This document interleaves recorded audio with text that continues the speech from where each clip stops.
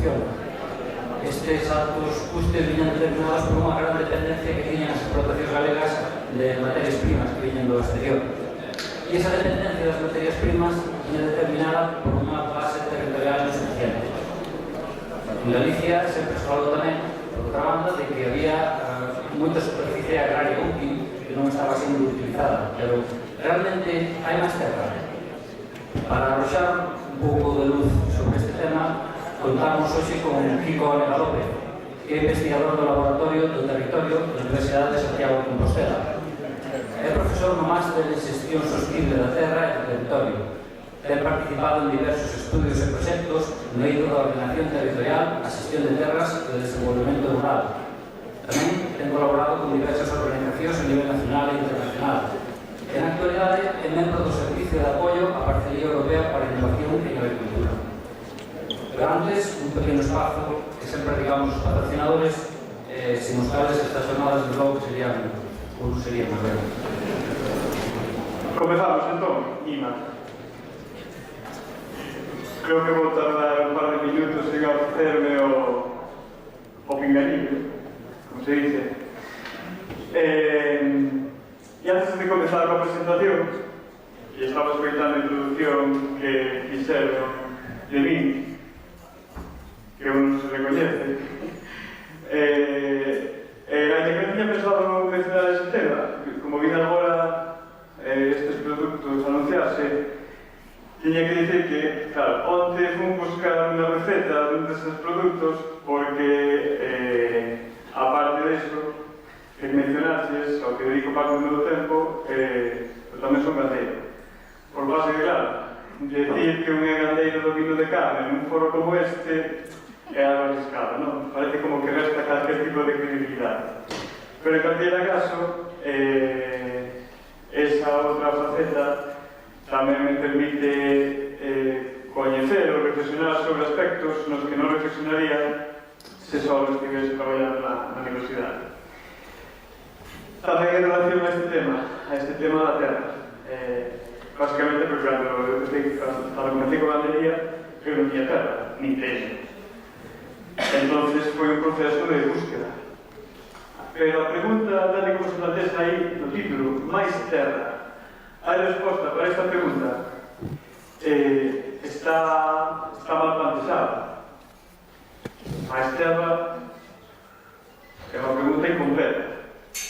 E un pouco, nese sentido, así a deixei incompleta, non? Cando estaba, creo que era con Foiro, falando, e que título lle poñemos a presentación, e ele propoñemos a cousa, e eu non o había dito claro, entón plantexei isto. É porque xa levamos tanto tempo falando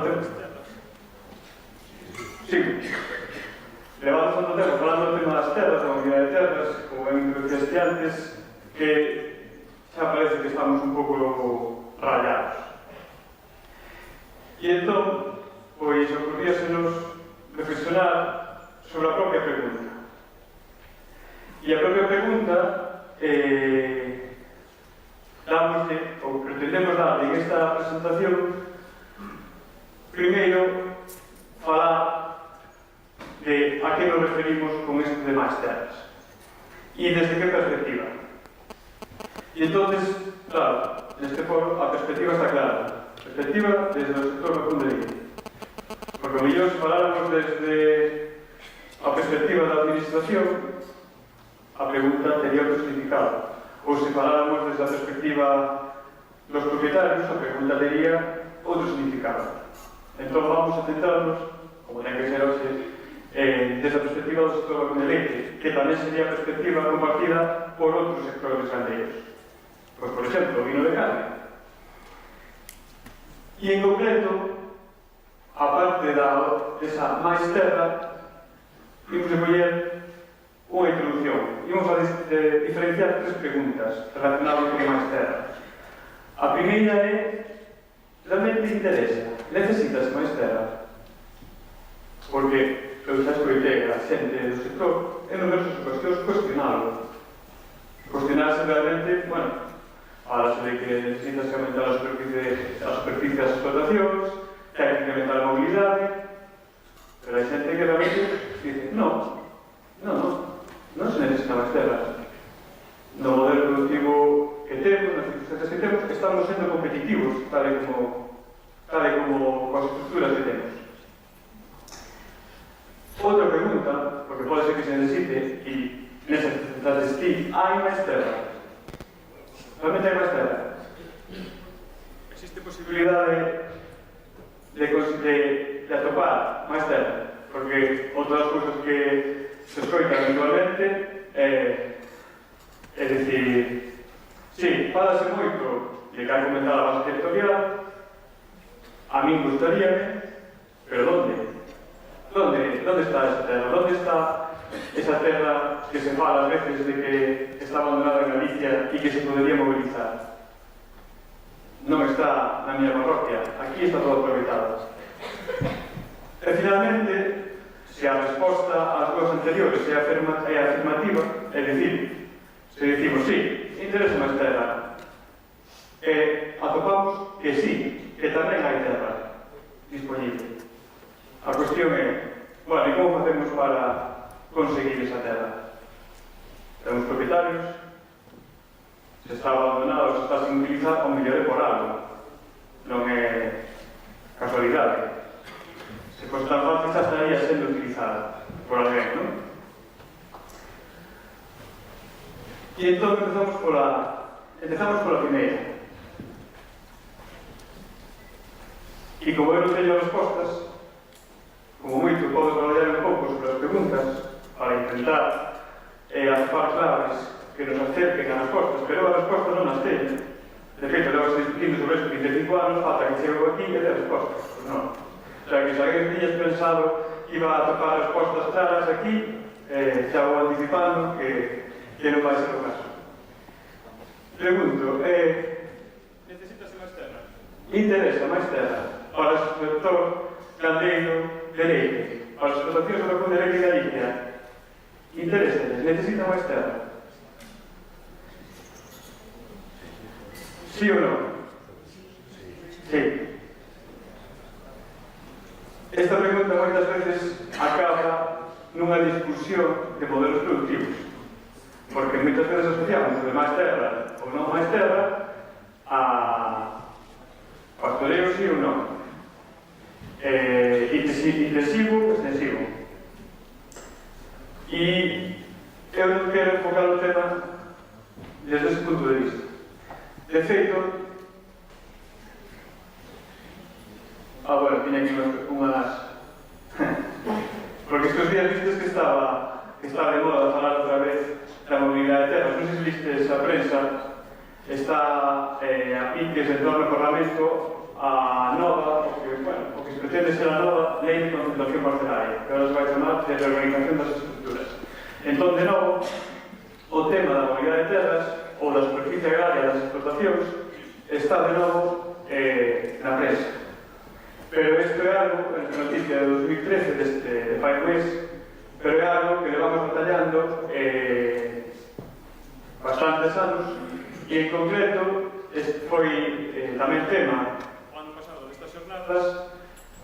cando estivo aquí o director xeral de Agricultura, e esta noticia é do ano 2000, non 13, senón do ano 2003, na Biblioteca de la Voz. E esta do ano 2003 tamén. Onte, dixo, falando desta nova norma de modificación de concentración parcelaria, de novo, adecuar a estructura agraria, este objetivo, adecuar a estructura agraria realiza as necesidades das explotacións, e para poder lograrlo con maior actividade e incorporando ao mesmo tempo fincas que están en manifesto estado de abandono. Entón parece que os políticos teñen claro, é dicir, que hai que implementar a superficie agraria das explotacións e que, ademais, está aí unha superficie abandonada esperando para ser incorporada. Eu ainda así non o teño de todo claro. É dicir, non teño de todo claro que se necesite, en todos os casos, máis terra, ou que interese, en todos os casos, máis terra. Ou, polo menos, os argumentos que se utilizan ás veces non me acaban de convencer de todo. Non, hoxe, para convencerme un pouco máis, teño que mirar ao futuro. E introducir os novos conceptos. O concepto da incerteza, é dicir, vivimos nun mundo incerto, cada vez máis.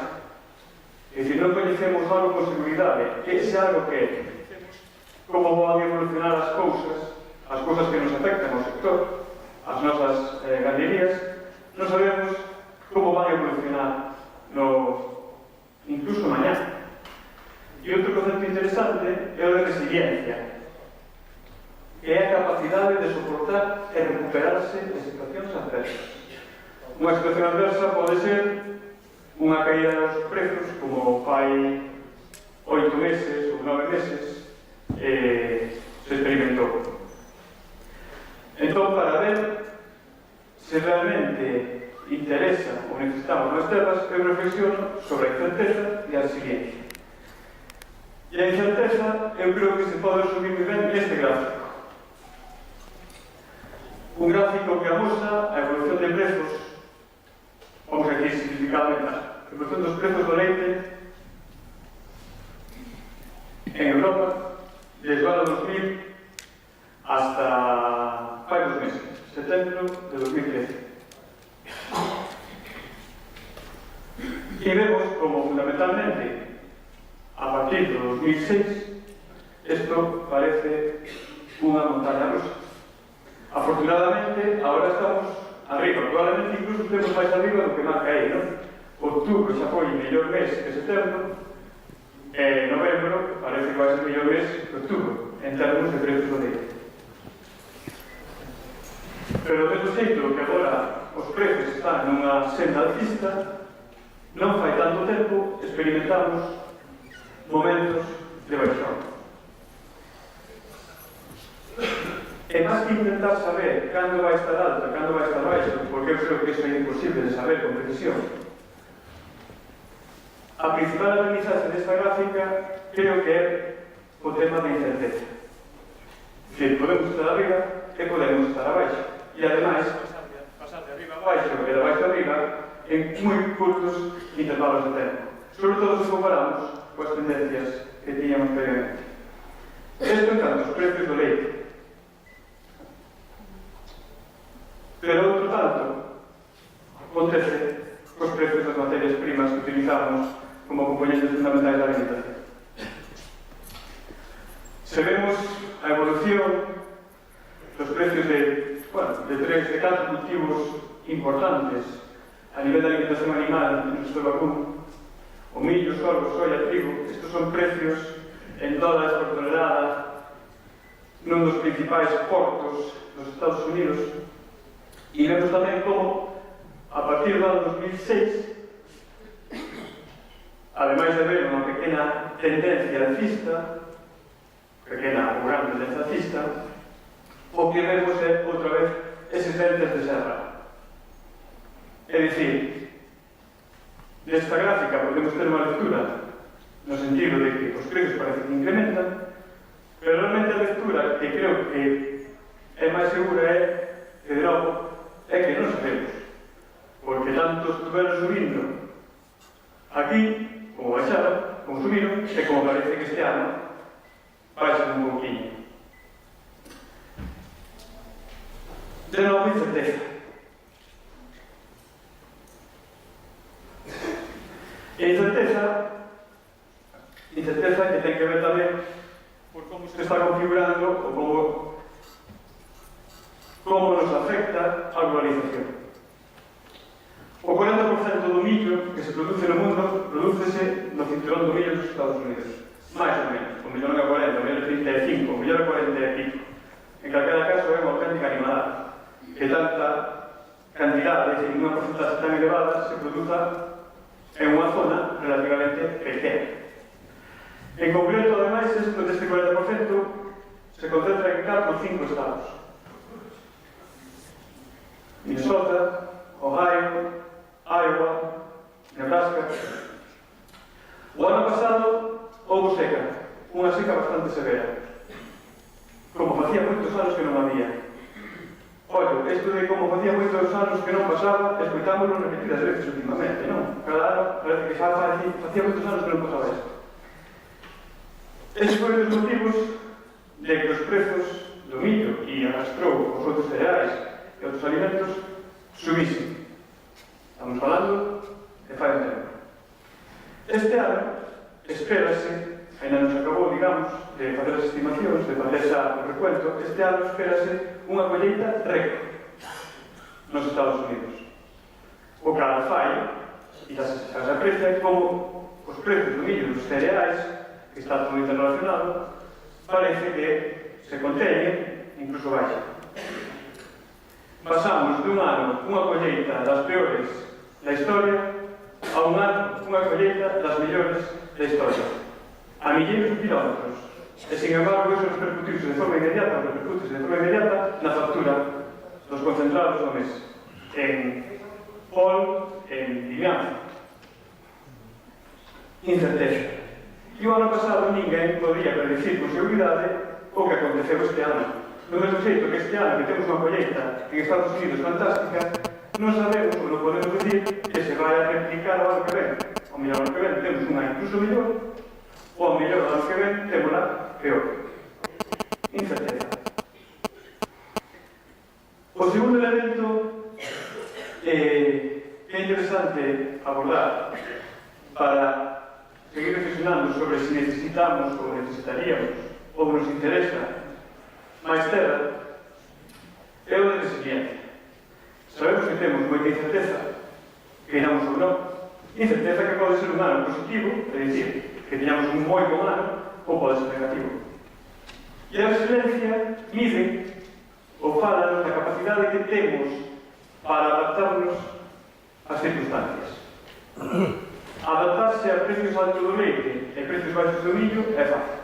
Bueno, exige un poquinho de moderación, porque non nos podemos volver locos e gañamos moito, bueno, pero tamén existe certa adaptación a ter moitos ingresos, non? Pero realmente difícil é adaptarse a precios baixos do leite ou precios moi elevados das materias primas. E aí volvemos a un punto que mencionaste na introducción, e é a estrutura de custos das explotacións. É dicir, en principio, que varíen os prezos tanto do leite como das materias primas é máis peligroso ou menos peligroso dependendo, por exemplo, dos marxes cos que eu traballo. Se eu traballo con uns marxes tremendos, bueno, pois sempre podo absorber tantas variacións á baixa do leite como variacións á suba das materias primas. Pero iso ademais non, é dicir, non vale só mirar as nosas explotacións, porque ao final estamos todos competindo con todos e é interesante mirar nosotros somos capaces de resistir isto, cantos son capaces de resistir os outros, porque iso danos unha idea de se veñen maldadas, pois quen vai aguantar? Ao final é dicir, a selección natural do mercado. Pois, por iso, tamén é interesante reflexionar. Nós somos capaces de aguantar este envite de un ano que viñan maldadas e os demais. En Galicia, os datos da rede de contabilidade de explotacións europea falamos de que a compra de materias primas, a compra de concentrados, a compra de forraxes, etc., representa o 89% dos costes de alimentación. É dicir, que producimos nos un 10% do coste total de alimentación é o que producimos nos, e o 89% é o que mercamos de fora.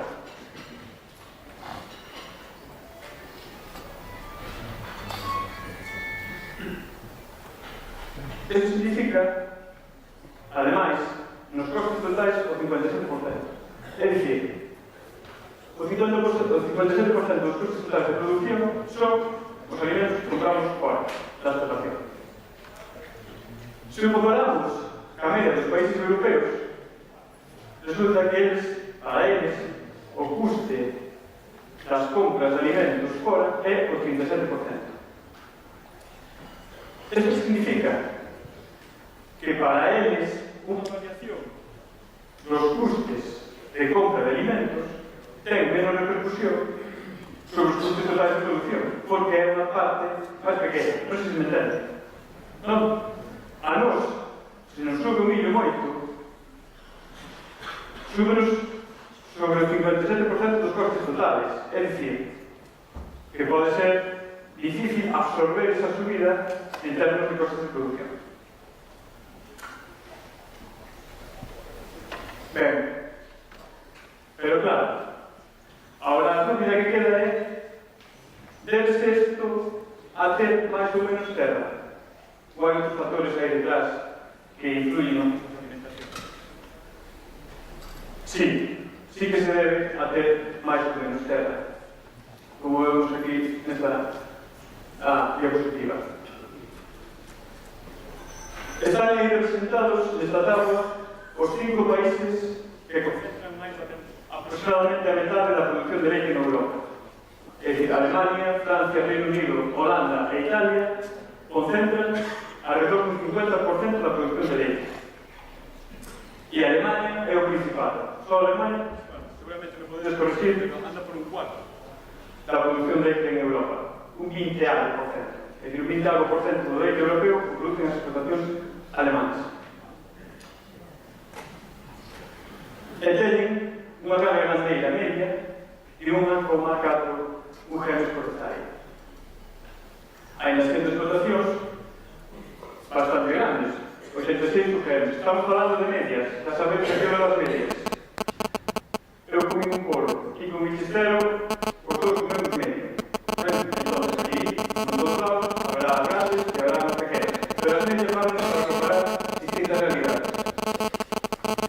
Alemania, 1,4 UGMs. É dicir, porque Francia ten 1,1, Reino Unido 2,1, Holanda, Italia, Galicia, estes datos está en 2,2.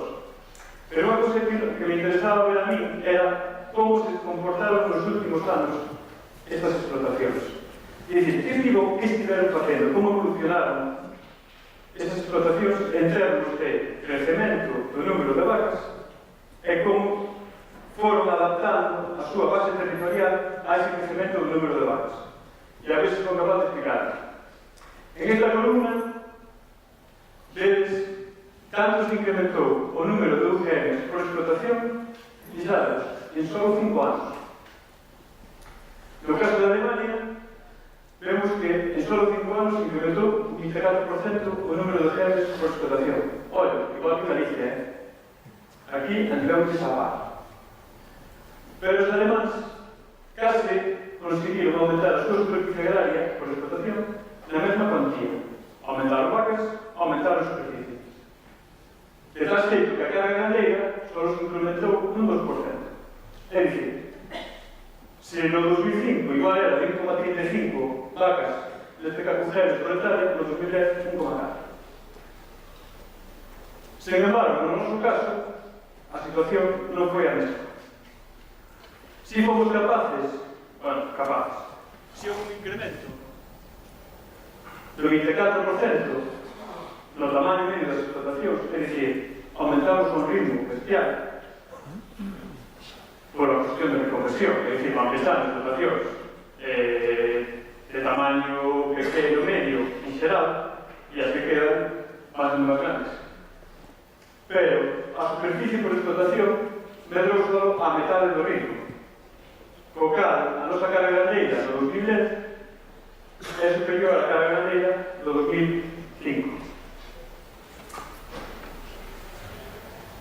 Ben, e agora quería fazer un comentario en relación a isto da carga gandeira e da superficie.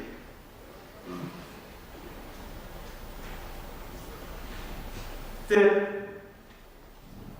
máis superficie ou menos carga gandeira non implica ou non está relacionado directamente coa intensidade productiva. É dicir, as explotacións finlandesas son as máis intensivas en producción por vaca de Europa.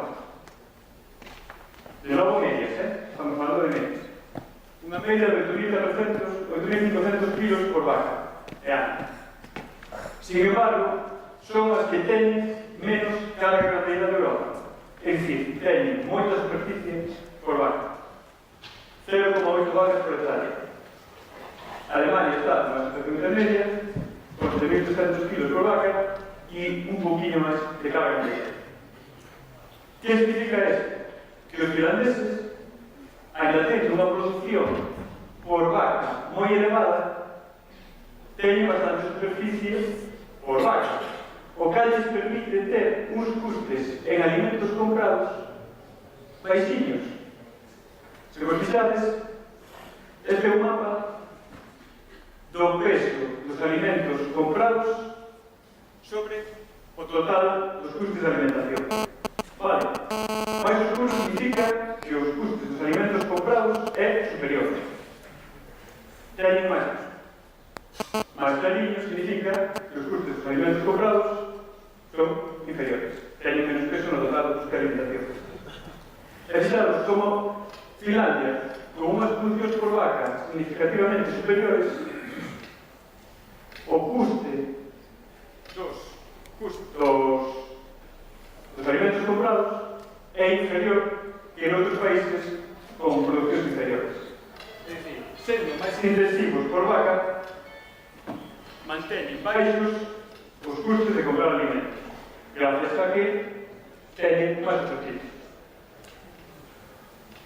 E isto, basicamente, o que lles dá é máis resiliencia, é dicir, sería máis resistente no caso hipotético de que aumentasen os precios das materias primas en un ano no que nos Estados Unidos, por exemplo, por dedicado ás producións de millos e xamaixas, e probablemente serían ainda así capaces de manter unha intensidade productiva por vaca elevada. Entón, tendo en conta estas duas cousas, a incerteza, é dicir, tanto os precios do leite como os precios das materias primas van variar unhas veces para arriba, unhas veces para baixo, unhas veces a favor nosa, outras veces en contra.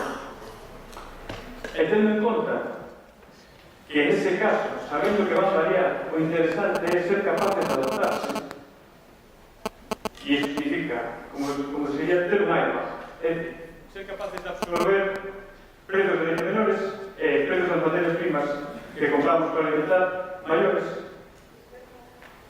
A resposta é que a demais terra, tendo en conta isto, na miña opinión, non viría mal. Pode ser que durante moitos anos, este ano ten uns precios de leite razonables, uns precios das materias primas razonables, somos eficientes na producción, realmente non hai unha necesidade acuciante. Incluso para unha negocio, rendementos, boa eficiencia, non é razonable, pero pode chegar un ano no que, ni siendo moi eficiente, sexas capaz de resistir. Eu estaba pensando porque de modo escuxereu aí isto de vai a guerra, fica a terra. É moi sincero. Incluso se veñen mal dadas, poñamos por caso, mal dadas. Os esforzos que un pode ter feito en aumentar a superficie territorial nunca se perden de todo, porque pode ser difícil de convertir un tractor para outros ou un establo, pero a terra seguirá sempre sendo terra. A superficie agraria hoxe produce erva, mañá produce millo e pasado pode producir outra cousa. É dicir, tamén dá capacidade para adaptarse incluso en outro tipo de producións. Imaginamos que decimos, bueno, pues para enfrentar o futuro é interesante conseguir máis terra. Ahora, que hai nada. Hai máis terra. Hai máis terra para aumentar a miña superficie, para seguir producindo leite. Esta é outra cuestión. Hai máis terra. Alguén ten a resposta?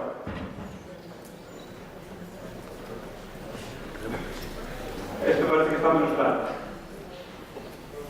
que eu tamén teño menos claro.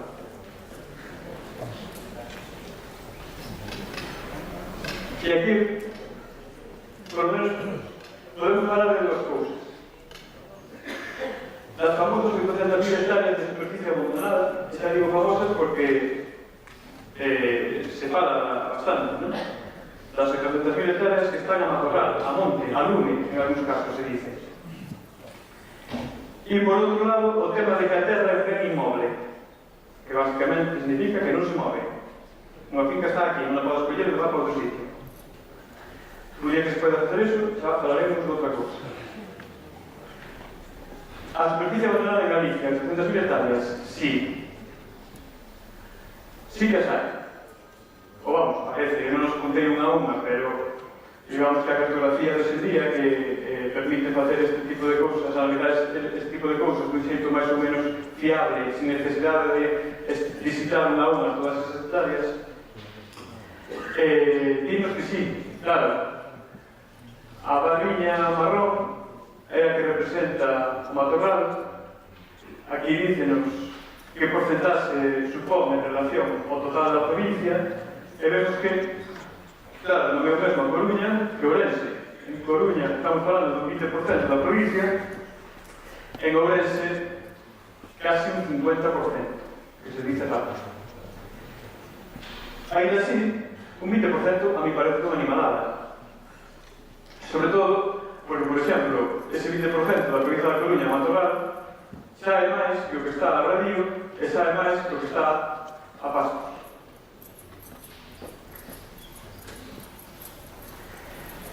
Podríamos dicir, sí, 800.000 hectáreas abandonadas, pero están abandonadas porque son ruínas, malas de solemnidade. E en parte é verdade, pero en parte non. Se cruzamos estes datos, las 800.000 hectáreas abandonadas, e vemos que calidade productiva teñen, e facemos unha escala dicindo a clase, ao solo tipo A, por unha clasificación proposta por Villacierios, a A significa solos de moi boa calidade. Aí podemos producir casi o que queiramos. B un poquinho menos, C un poquinho menos, D e así sucesivamente. Bueno, pois desas 800.000 hectáreas que están no matorral, unhas casi 70.000 hectáreas sabemos ou pensamos que teñen unha calidade de tipo A ou B, é dicir, boa. Boa calidade para a produción agrícola. Pode nos parecer moito, pode nos parecer pouco, en calquera caso, xa representaría casi un 10% máis da superficie de abrevío de pastos que hoxe en día en total hai en Galicia. E en calquera caso, é unha forma de decir que non toda a superficie que está abandonada ou está porque sexa de mala calidade. Claro, a cuestión é que o mellor esa terra está abandonada, esa terra é boa, pero as condicións estruturais, a forma das parcelas, o tamaño, os accesos, etc., fan inviable o seu cultivo, fan inviable o seu aproveitamento. Pero hai outro dato interesante é que desas 800.000, máis de 100.000 están en parroquias nas que houve concentración parcelaria.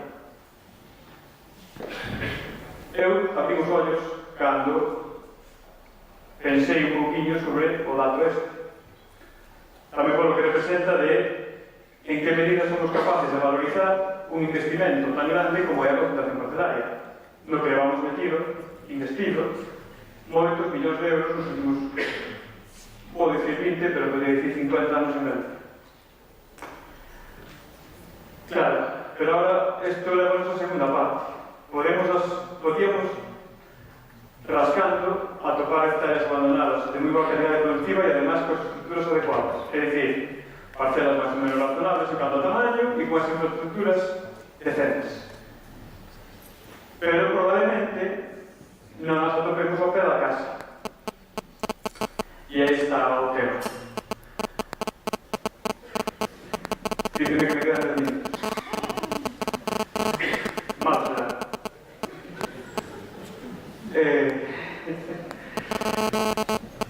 Ya sé que podíamos prolongar un poquillo que empezar más tarde, ¿no? está o tema de que as terras chamaselles bens inmobles e é por algo, e é que non se moven. Entonces decimos, bueno, interesa a terra, hai na localidade, ten unhas infraestructuras adecuadas, pero está moi longe. Certo, é bastante probable que así sexa. Pero máis longe está Michigan, e máis longe está Ohio, que é onde estamos traendo agora toneladas e toneladas de cereais. Temos aquí, se vedes a distribución da camada gandeira de vacún de leite, as vacas de muxidura en Galicia. É claro, se antes nos lembramos de onde estaba a maior parte da superficie abandonada, era en Ourense, e incluso algo en Pontevedra, e resulta que onde están as vacas, onde están as necesidades, é fundamentalmente na provincia de Lugo, e na provincia de Coruña, e algo en Pontevedra. Por exemplo, aquí isto é pastoriza, non?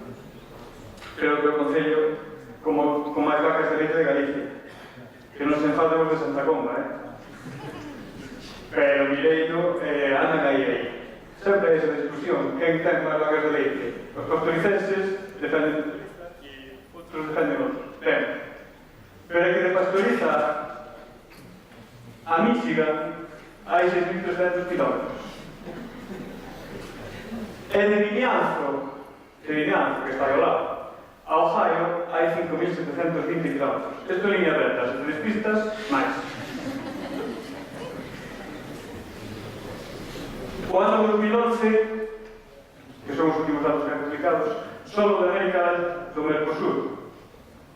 Do Mercosur importamos cereais por valor de 80 millóns de euros. E en total o balance de cereais en Galicia foi de 250 millóns de euros negativo. É dicir, importamos cereais en un ano por valor de 250 millóns de euros. Se tuviéramos tempo, facíamos o cálculo de cantas hectáreas estamos cultivando, por exemplo, en Michigan, porque as estamos cultivando ali. Estamos pagando a alguén para que cultive ali. Non. Que non tenemos superficie área de útil, pero estamos utilizando en algún outro lado. Bueno, se tuviéramos tempo, podíamos buscar 80 millóns de euros que traemos do Mercosur, cantas hectáreas ali son? Vale. Uns cuantos milleiros de hectáreas. Ben, entonces, fai un tempo, ocurriusenos pensar, juntamos a unhas cuantas persoas, había xente de Seragro, dicir, que condicións se tenían que dar esas superficies, que características tenían que ter unhas superficies en Galicia para que, ainda estando longe, máis cerca que Michigan, máis cerca que Ohio, ainda estando longe, merecese a pena ir e poñerse cultivadas. Superficies que estemos abandonadas, que teñan unha actitude productiva máis ou menos boa. Por exemplo, decíamos, teñen que valer para cultivar millo, como exemplo. E ademais, ten que haber unhas superficies continuas suficientemente grandes como para que podamos revirarnos o trator. Bueno, non só revirarnos, sino que sexa eficiente cultivadas. Fixamos unha serie de indicadores e resultou que, tendo en conta as demandas, os requerimentos que unha serie de produtores de millo fixémoslo a principios do ano, que unha serie de produtores de millo, gandeiros de leite, poñían, salíamos que había sobre unhas 30 e pico mil hectáreas. Isto é aproximado, claro, non sabemos se son 25.000 ou se son 32.412, pero no entorno de 25-30.000 hectáreas en Galicia que están abandonadas, punto número 1. 2, que teñen unha actitude productiva para producir sobre unhas 9 toneladas de materia seca de millo ano. E 3, que están en pezas o suficientemente grandes como para que sexa interesante e eficiente poñerse cultivadas. Aparentemente, 20.000 hectáreas de millo, pois non é tanto. Pero que hoxe están cultivando 64. Está cultivando 64.000 hectáreas de millo. 20 e pico mil máis é casi un 50% máis.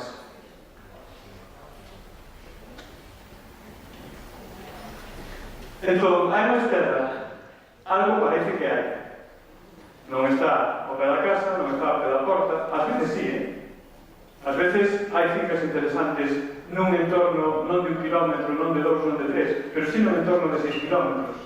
E se vos parades a pensar, ás veces estamos gestionando fincas, e digo estamos, porque eu tamén, a unha distancia de 6, 7, 8 kilómetros. Se facemos un círculo de 8 kilómetros ao redor da nosa explotación, hai máis ás veces do que parece. En calquera caso, nesta búsqueda, nos buscábamos terras longe, dentro de Galicia, pero buscábamos terras que non tiñan por que estar ao pé da casa, pero que si reunieran as características suficientes como para que merecese a pena desplazarnos e poñeras en lugar. Entón, hai máis terras, sí, algo parece que hai, pero temos que ampliar a nosa perspectiva geográfica, é dicir, se estamos traendo millo de Michigan, igual o temos que traer da Peroxa. E despois, que non é evidente, é dicir, hai que buscar terra que sexa apropiada, que sexa rentible, poñer en producción. E agora, a pregunta do millón. Imaginémonos que existe esa terra, parece que sí, que hai bolsas de terra disponibles, que non se están utilizando, e que poderían ser interesantes para poñer en producción. Como se consigue? De feito, podese conseguir? É o que falamos antes. Si vemos que está abandonada e encima pensamos que ten boa actitude productiva, por que está abandonada esa terra? Por que ninguén a puse producir antes? Ten que haber problemas. Esa terra ten os propietarios, bueno, se coñecen. Os propietarios queren funcionar algo como era, ou non, ou mellor son varios non se poñen de acordo.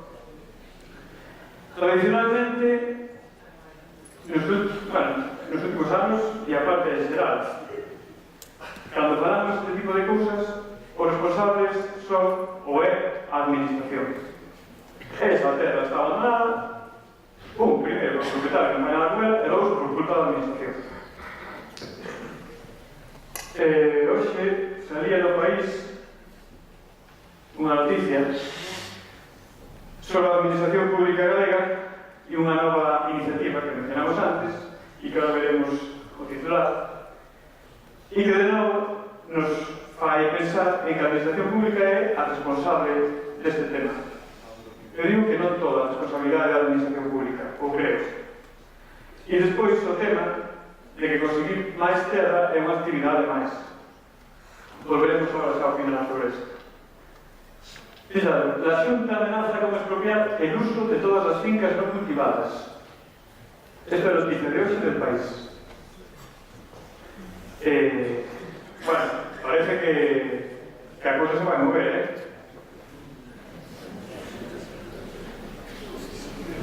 A ver, hoxe en día existe un marco legal, chámase Lei de Movilidade de Terras, Lei de Montes, Lei de Concentración Parcelaria.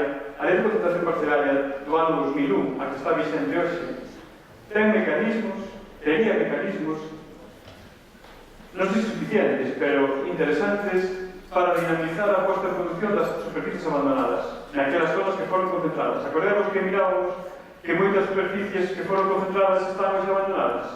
Pois a lei de concentración tenía mecanismos para activalas, para decir, oiga, resulta que estas terras foron concentradas e hoxe están abandonadas, eso non pode ser. Xa non digo os planes xerais de ordenación municipal. Existe marco legal hoxe, se non suficiente, moi potente para poñer esas terras a producir. Ahora, outra cousa é que se aplique. E, efectivamente, en este caso en concreto, eso é responsabilidade da administración. As leyes, a súa aplicación, en primeiro lugar, ou facelas cumprir ou desenvolver os instrumentos que articulan, é responsabilidade da administración. Olha, é do administrado exixilo.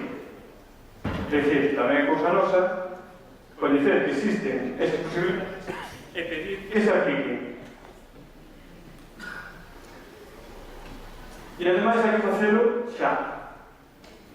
Nos últimos 20 anos perderon en Galicia 145.000 hectáreas de superficie agraria útil. Entonces, non ten sentido decir que estamos vendo como poñer a producir superficie abandonada cando, en paralelo, estamos perdendo superficie productiva. Non sei se me expliquei. Queremos conseguir máis superficie para as explotacións, superficie que hoxe está abandonada, pero por lo menos o que como mínimo temos que intentar conseguir é non perder superficie agraria que está hoxe en día a fraude e a lavadía. Pois nos últimos 20 anos, bueno, realmente nos últimos 20 anos, desde o ano 85 ao ano 2005, do 2005 para aquí, pois seguirían procesos semellantes, 145.000 hectáreas, casi un 20% da superficie agraria que había ao principio, perderonse. Perderonse porque alguna se abandonou, perderonse porque bastante se forestaron e perderonse porque alguna se urbanizou. Entón, tamén depende un pouco de nós exixir, do mesmo xeito que exiximos unha justiza nos prezos, unha posición xusta na negociación dos prezos, pois tamén pensar en isto con non vou decir con contundencia, pero bueno, sendo conscientes de que é tan importante no medio e largo plazo como hoy. E finalmente, porque isto de conseguir máis terra é unha actividade máis. Pois porque parece evidente que por moito interese que teñamos e aínda que exista terra disponible, apta para cultivar e en cantidade razonable en algún sitio, é mesmo que a administración poña da súa man os instrumentos legais que ten ao alcance e financieros para colaborar na posta en producción, para dinamizar esa superficie, o sector, ou os interesados, os gandeiros e gandeiras interesadas, van ter que poñer bastante da súa parte, ou temos que poñer da nosa parte, porque non é fácil. É dicir, non é fácil e non podemos pensar que é fácil aumentar a superficie. É dicir, nos últimos anos fomos capaces de incrementar ano a ano as producións unitarias por vaca a unha velocidade pasmosa. Se miramos os rendementos leiteiros de agora aos rendementos leiteiros de fai 10 anos non é nada. Os incrementos son tremendos. E fíxose. E seguirá. A eficiencia vai seguir aumentando, seguro. Pero a verdade é que se puxo moito esforzo neso, en mellorar a xenética, en mellorar a alimentación, en mellorar o manejo, en mellorar a tecnolóxica. Non obstante, no tema de buscar terras ou de pensar vías para buscar ou onde pode haber ou que podo cultivar ali ou como pode ser a logística para que sea eficiente ou moitos poucos. Neso non investimos tanto tempo. Normalmente temos unha actitude máis pasiva. Se aparece alguna finca disponible ou unha ofrece ou, bueno, pois todos consideramos. Pero investir tempo e reflexión sobre o tema non é algo que fagamos habitualmente. E é a única vía. Solo si temos unha orientación máis proactiva seremos capaces de mobilizar terras que é difícil mobilizar.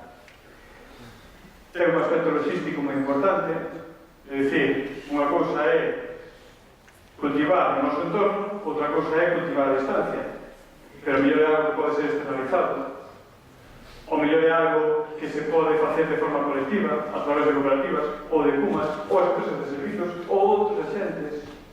O mellor ten que ser a iniciativa de outros, pero unha iniciativa de outros que aparece porque hai unha demanda. O mellor non sempre damos números. O non damos números este ano. Pero temos que acordarnos desto de que estamos nun escenario incerto e que temos que ser resilientes non este ano, senón nos próximos 5, 10, 15, eu imagino que moitos de nós Entón, os números, análise de rendementos, análise de beneficios, hai que facerlos non só para as contas deste ano, senón no medio e no largo prazo. Entón, a terceira das preguntas, pode conseguirse máis terra? Bueno, diría que hai bases para intentarlo dun xeito máis activo. É dicir, hai máis de maniobra para facer máis cousas. E ao mellor temos moito éxito, ao mellor non temos tanto, pero por lo menos para intentarlo eu creo que sí que hai motivos e bases. E o día agora toca moverse. Gracias pola vosa paciencia, a vosa atención e continuamos co que digáis.